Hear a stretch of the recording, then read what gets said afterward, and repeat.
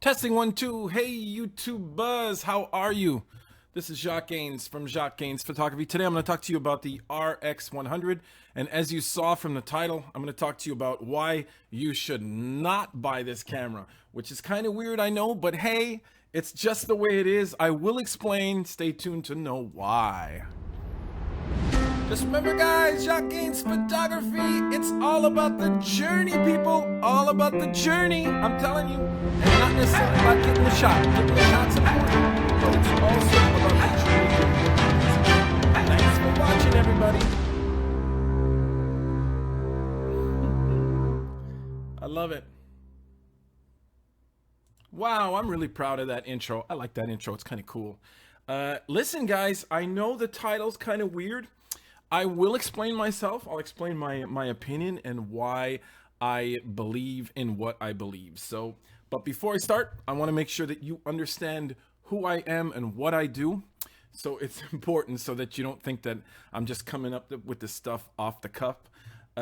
Listen, I am a pretty serious amateur photographer, but I'm also starting to do a lot of professional stuff as well. So I think it's important that you know that I am not like top of the line photographer, but I'm not too bad. I'm not too shabby. I'd invite you guys to check out my Instagram to see what I have done, the types of shots I do. There's a lot of fashion, but there is also a lot of circus and stuff like that. And you will also see shots definitely from a bit of street photography I've been doing recently, to, you know, all kinds of different stuff. You know, to me, the most important thing is to get a great shot and something that's really good. And that has been my priority all the time. I also want to mention to you guys really quickly, this to actually know what I'm made of, you might want to check out a couple of my behind the scenes. I just did one with Claudia. She was just an amazing girl. A lot of fun to work with. When I work with Claudia, we just do great stuff together. And she's always been one of the fun people I have worked with. I don't always work with models as well. I do some street photography. I did some in Quebec City recently. I've also worked with Celeste on a photo shoot we did out in the countryside in the Quebec City area in Canada. So you guys, I'm telling you, I know this is long, but it's just to tell you guys, check it out. Check the rest of the channel so you know who's talking to you and who's telling you don't go out and buy the RX100. So I just wanted to say that. Now, here's the deal with the RX100. Now, I don't know how to, now, one thing I want to make very, very clear, guys, is that I base this on my observations. I don't have the camera in my hand. Some guys are going to get mad at me for that. But listen, I base this mostly on the observations that I have about the product and the product line and the types of specs. And I come to a conclusion using just my analysis. Now, I will invite you guys to go to a page called, I'll leave a link in the description below. It's called photographylife.com. What's really great about the page you're looking at right now is that it has a really great comparison chart of all the RX100 cameras. And the reason why I want to tell you guys that, the whole comparison line, is that Sony has come out with so many RX100s, like a whole load of them. The Mark 1 was introduced in 2012. We have 2018, and there's the Mark 6. So in general, we're talking about a camera a year, roughly. Now, some of those date differences might be a bit different, but I think it's important to mention that point. Now, before I get into this too much, I will invite you to go check that site out to know the differences between the RX100 Mark V and the RX100 Mark VI. The RX100 Mark V was an amazing, groundbreaking camera for a lot of reasons. It's a 1-inch sensor camera. It kicks ass. The quality, the optics is amazing on that camera. It's an f1.8 to f2.8, which is just fantastic. It is an amazing little professional package in a small 1-inch sensor type camera. You can get some really fantastic, amazing shots out of the RX100 Mark V and even the RX100 Mark IV, the Mark III, the Mark II, and the Mark I for different reasons. As you go up the list, a couple of things changes. sensor technology, processor technology. When you're into the Mark 1 and Mark 2, you're talking about something that is not back illuminated, I believe, if you check out the sensors. I'll invite you guys to go check out the site. But you do, in the last iterations of the product, you have back illumination, tons of great specs on this product in a lot of ways. It is, by all intents and purposes, an amazing camera. Now, this is the Mark V I'm talking about. So one of the big reasons I believe that one should stick to maybe just buying a Mark V or a Mark IV is just the types of things you're getting in the upgrade if you go to the RX100 Mark VI. You might disagree with me, but I made a little chart so you guys can look at it and see where I'm coming from. I'll put it right here. Here we go. Here's my chart. Now, if you check out, sorry, I'm going to go back to this screen right here that these guys put together at Photography Life. And I just wanted to mention that in these upgrades, you will see not much has changed between the Mark V and the Mark VI.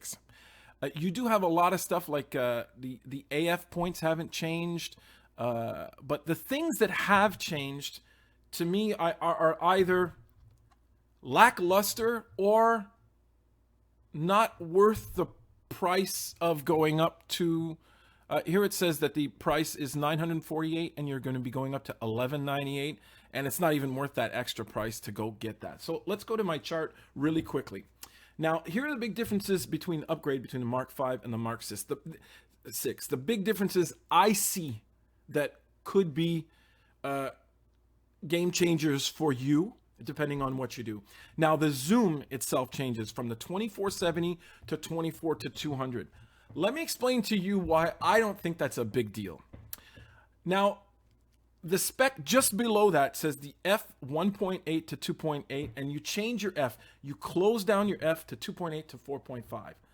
Personally, I think that's a big downgrade when you're talking about a 1-inch sensor camera. It's not something you should be doing. You should not be downgrading your f just to get higher zoom range. Higher zoom range to me is one of the biggest overrated upgrades on any camera. I think a lot of people who begin photography and they say to themselves, well, I'm going to get a high zoom range, so that'll make it so that I don't have to buy another camera and stuff like that. It's not something you should be thinking of, because the sacrifice you have to make in your f, you have to close down and you lose that light, and the image quality.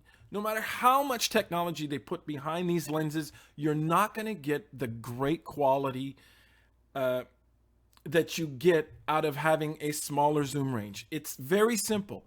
Smaller zoom range equals the capacity to have better optical image quality. That's all I want to say. The higher the zoom range, the more they have to sacrifice IQ to get that zoom range that they want. Okay? So I just wanted to say that. So to me, the whole idea of having a zoom range that's 24 to 200 instead of 24 to 70, my answer to that is go use your feet. And in that zoom rate, that 2470 equivalent, you will be laughing. Now, I have a small little analogy. I have the Panasonic FZ2500, which is a 24 to 480 zoom. It's amazing. That's really crazy. It's an amazing zoom. But I also have this, which is the G7X by Canon, which is roughly a 24 to, I believe it's 100 equivalent zoom on this. I find myself using this a lot more just because the optical quality on this little camera is a lot better than that 24 to 480 zoom on the FZ2500. Yes, you have to forgive. You really do have to forgive Panasonic for making their lens has such a huge zoom range that you get diffraction when you open up. You start getting distortion on the sides. Listen, you can only do so much with a gigantic zoom range. So I got my point across on zoom range. Now people are writing here. Hi, and this guy's saying, don't forget to mention the integrated ND filter on the Mark in the Mark V disc. Oh my God, Are you serious? This is Cyril from Discoursory who said the ND filter is gone. Man, again, that's something that is a big thing. And listen, I'll mention it for now, Cyril, and I'll talk about it a tiny bit later. Now, I'll go back to my chart again here. Now, the Mark V has OIS, and the Mark VI has better OIS. Now, they're stating that you'll have up to roughly, I believe, 4 stops of, that's, here, I'll just go back to here to show you guys right here. It says you have, yes, up to 4 stops. Now, they all have optical image stabilization. The 100, the Mark 1, 2, 3, 4, 5, 6, all of them do, but apparently Sony are claiming that the optical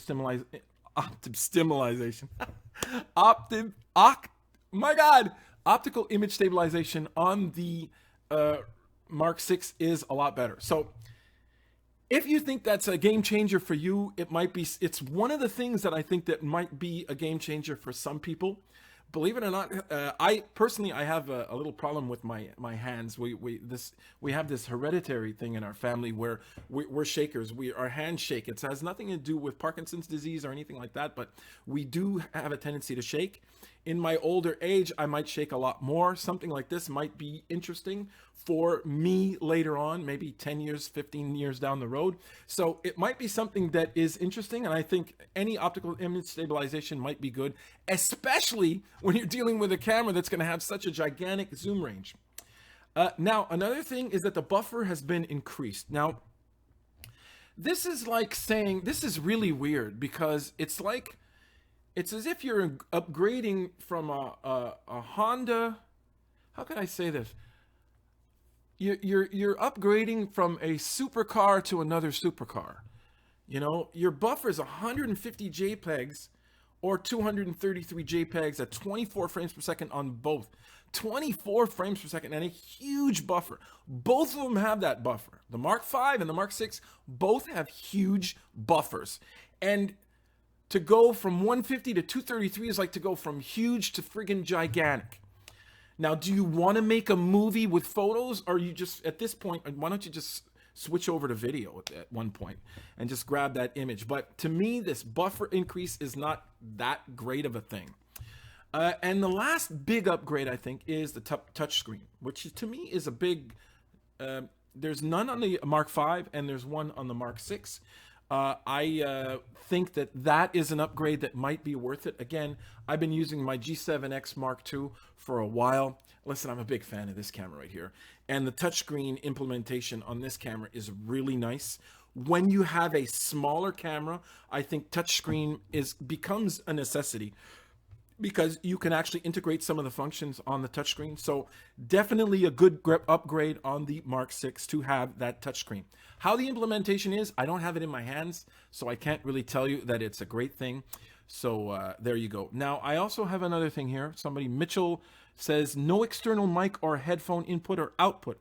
The sound through the internal mic is awful. Is that true? I did not know that. I listened to Chelsea using the internal mic, and it was the worst quality you can imagine. It is really tough to get great sound on these little cameras, and external mic and external headphones seems to be one of the biggest challenges when you're miniaturizing your camera to the extent upon which they miniaturize these cameras. You mentioned a good point. I think improved audio in any case for a lot of people is an option that should be there. Why? Because they both have the, sorry, I'm using the Canon to show you this, but this flip screen up makes this a really attractive option for any blogger and vlogger. Therefore, any better audio is definitely an upgrade. So Mitchell, you mentioning that is a very, very good point. So listen, I just wanted to, that's the first thing I wanted to mention. Now, if you look at the chart and what I have just told you here, now we can also look at some of the specs here. You can look down these two lines.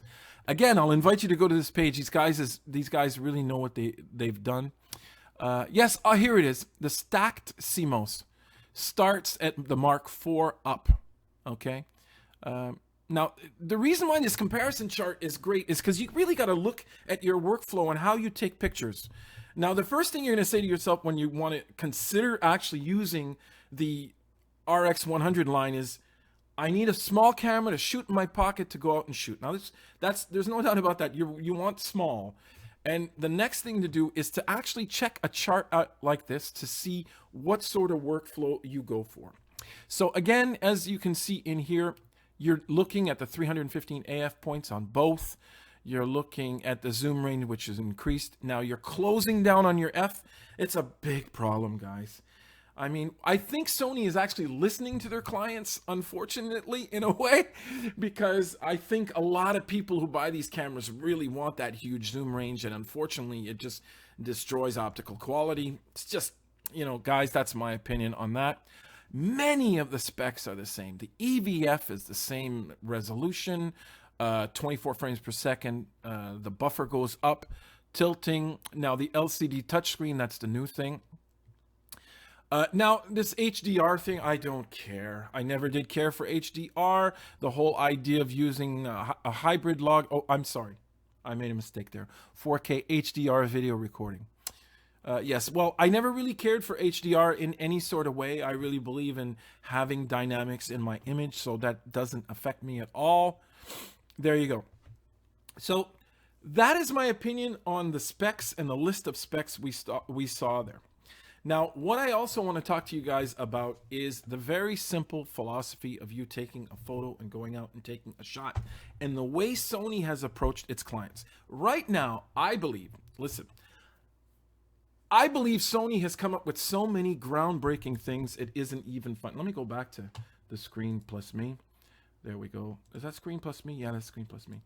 You know, I believe that Sony has come out with some really great groundbreaking stuff.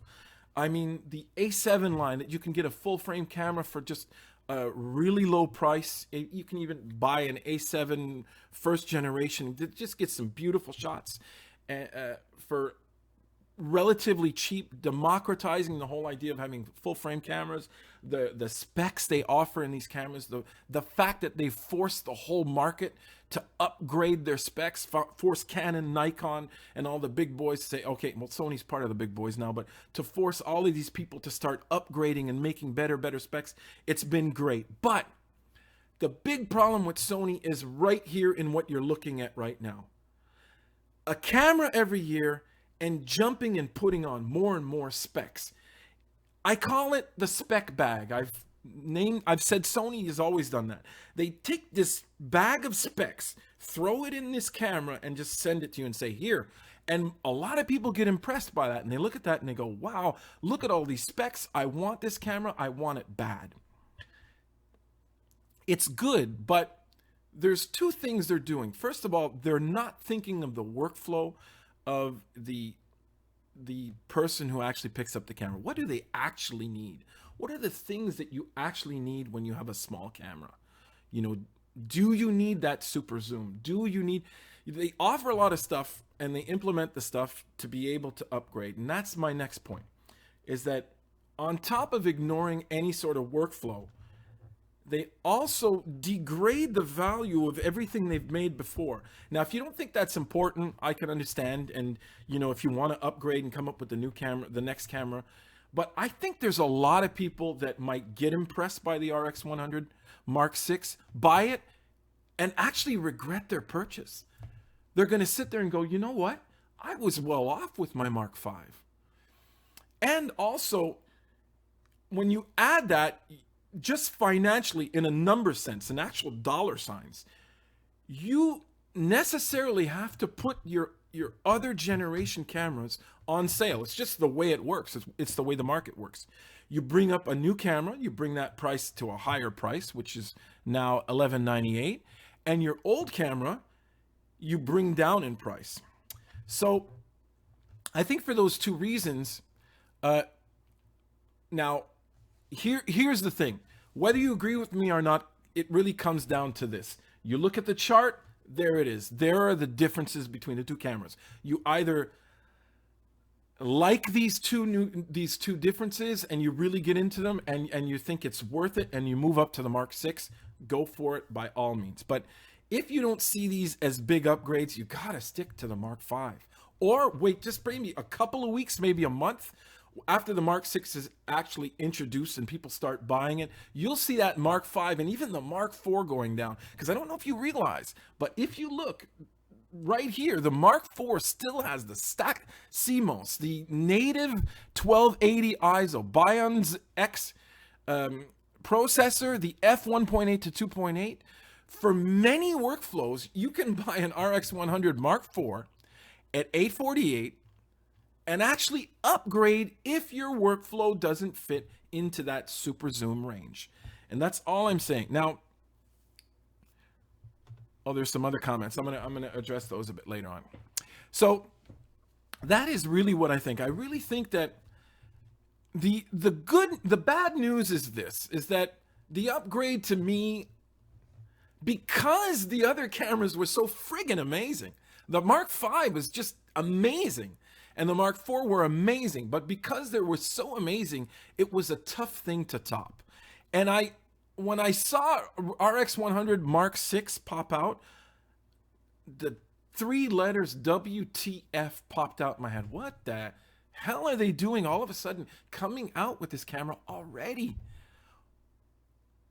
Now, maybe they want to increase their market share. There's a lot of other reasons. Listen, we can get into that, but the bad news is that I don't think there's a lot of upgrades for, I mean, I did not know we were losing the built-in ND filter. And most likely we're losing that ND filter because a lot of the market people out there, the people out there who are in the market for this type of camera don't see the value of an ND filter. So that's a bit of a bummer. But so at the same time, what I think is cool is that the real bonus about all this is that the Mark V and the Mark IV are going to go down in price. So if you can, make sure you guys check, analyze.